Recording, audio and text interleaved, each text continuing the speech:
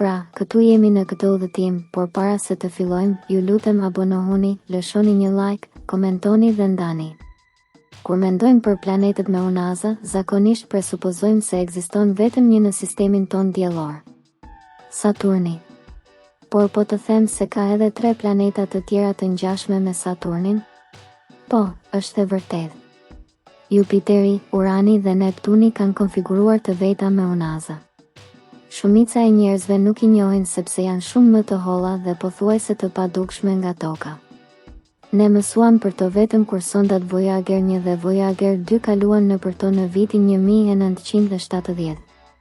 Disa shkencëtar madje spekulojnë se toka, në një moment të caktuar të ekzistencës së saj, kishte edhe unaza të veta. Pavarësisht fuqisë së tyre gravitacionale të jashtëzakonshme, të errësirat e zeza nuk shtin çdo gjë në rrugën e tyre. Nuk funksionojnë kështu. Të errësirat e zeza janë më tepër si lupat e fatit kozmik. Nëse arrini shumë pranë një të errësire të zezë, do të bëhej mirdita, do të bëhem spageti, por nëse jeni në një distancë të sigurt, do të jeni të parezikshëm. Dhe për sa i përket terit, a keni dëgjuar se hëna ka një anë të errët? Besoni ose jo, kjo është një gabim i madh. Hëna nuk ka një anë të errët, por një anë që është gjithmonë larg nga ne. Është si kur ju ktheni anën tuaj dhe bini me pjesën e prapme, vetëm që hëna e bën këtë me tokën. Nëse një asteroid i madh është në rrugë drejt tokës për një përplasje të mundshme, gjëja më e mirë është ta dërgoni atë. Me falni, pritni. Në fakt, e kuptova gabim. Mos shkatërroni asteroidët që janë në prag të përplasjes me ne, pse? E mirë, sepse shpërthimi nuk do të bëj tjetër veç se të shpërthej asteroidin në shumë copa më të vogla. Po, copat do të vazhdonin të na godisnin. Do të duhej të përballonim goditjen nga disa asteroide më të vogla dhe kjo do të bënte evakuimin ton shumë të vështirë ose madje të pamundur. Ju mund të përdorni një bombë për të ndaluar përplasjen e asteroidit, por nuk është e nevojshme të godisni asteroidin vetë. Thjesht duhet të shpërtheni një bombë pranë asteroidit duke theksuar pranë. Kështu, forca e shpërthimit do të ndryshonte rrugën e asteroidit dhe do të mbante planetin ton të sigurt. Me fat, duke qëndruar në tokë në natë, mund të shihni mira yje, por pamja e hënës është vërtet e mbytyshme. Po, astronautët që kanë udhëtuar në hënë kanë raportuar se yjet nuk janë të lehtë të dukshëm atje. Për shkak se hëna jon është shumë reflektuese. Ajo vërtet e rrit shkëlqimin, bërtas lehtësisht parashikueshmërinë e yjeve. Është si të shihni yjet në një qytet me ndriçim të madh. Nuk është kënaqësi. Duhet të udhëtoni më larg në hapësirë për të parë pamje më të mira. Udhëtimi në hapësirë nuk do t'ju bëjë më të gjatë.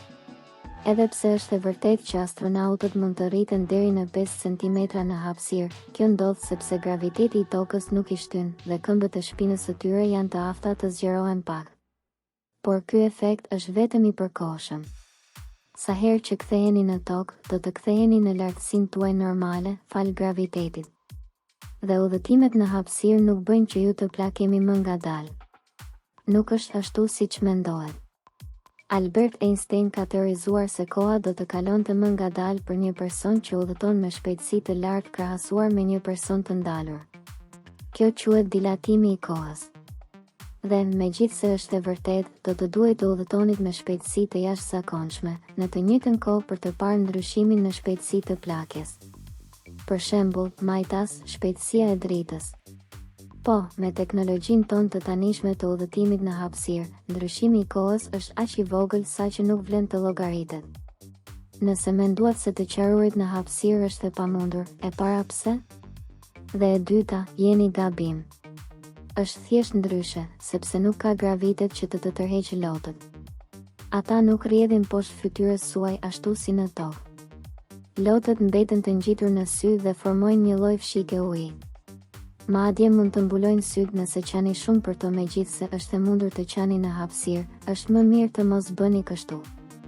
Ky nuk është i favorshëm për pamjen dhe stujt e pluhurit martejan janë një këmbëngulje e vërtetë. Grimcat e pluhurit janë kaq të holla sa mund të arrijnë kudo.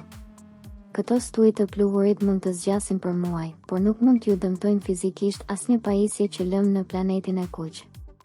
Problemi është se atmosfera martiane është shumë e hollë, vetëm rreth një atmosferës që kemi në tokë. Prandaj, edhe kur këto grimca pluhuri lëvizin me rreth 100 km/h, ato nuk kanë ndikim të madh pa ndihmën e ajrit.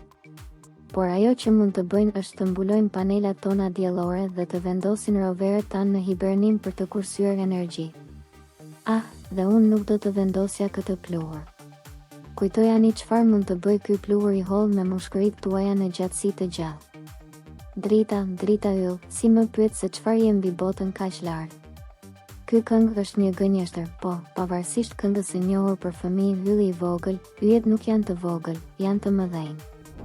Nëse do të kaptonim diellin ton, do ta vendosnim në hapësirën interestelare dhe do ta krahasonim me yje të tjerë, do të zbulonim se dielli është një yll shumë i vogël. Por shumica e yjeve që shihni në qiellin e natës janë shumë më të mëdha se dielli, janë vetëm shumë më larg. Ata yllat e vegjël që shihni duke vështruar në qiellin e natës janë, në të vërtetë, yje të mëdhenj të ndriçuar. Dhe gënjeshti i fundit që kam për ju, nuk mund të shpëtoni thjesht nga toka. Po, graviteti i tokës është shumë i fortë për t'ju mbajtur juve dhe të gjitha gjërat këtu në tokë, përveç nëse keni një makinë të nisjes ose propulsi të veçantë, ju nuk do të udhëtoni asgjë duke u kërcyer. Graviteti i tokës do të fitonte kundër çdo kërcimi njerëzor. Prandaj, nëse nuk doni të shkoni në hapësirë, mbase është më mirë të mos tentoni. Ju lutem, abonohuni në kanalin 5 Inteligjent, jepni një like dhe ndani videon e eksploruesve të diturisë për më shumë eksplorime të dijes.